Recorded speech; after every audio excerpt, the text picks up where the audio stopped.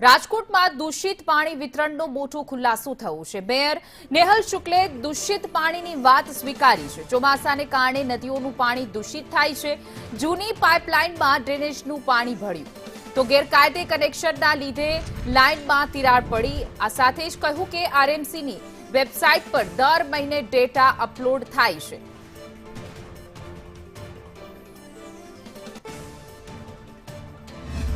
2025 ની વાત છે અને અમે લોકોએ 28/5/2026 થી ચાર્જ લીધો છે। એટલે અમારા ચાર્જ લીધા પછીનો જે કંઈ વિષય હશે એના ઉપર કોઈ કોમેન્ટ આપવી વ્યાજબી છે। ચોમાસું આવે છે ત્યારે દૂષિત પાણી વિતરણમાં, કારણ કે નદી નાળામાં જે પાણી આવતું હોય છે, કોર્પોરેશનનું પોતાનું ફિલ્ટરેશન સેન્ટર છે, તેમ છતાં પણ આવી ફરિયાદો ઉદ્ભવતી હોય છે। આ વાસ્તવિકતા છે અને અમે આજ ટેસ્ટ કરાવી અને એનું રિપોર્ટ બહાર પાડી છે ને વોર્ડ વાઇઝ પણ ડેટા આપી છે કે કયા વોર્ડમાં ફરિયાદોનો કેટલો રિપોર્ટ ને એમાંથી કેટલી સફળ કેટલી અસફળ।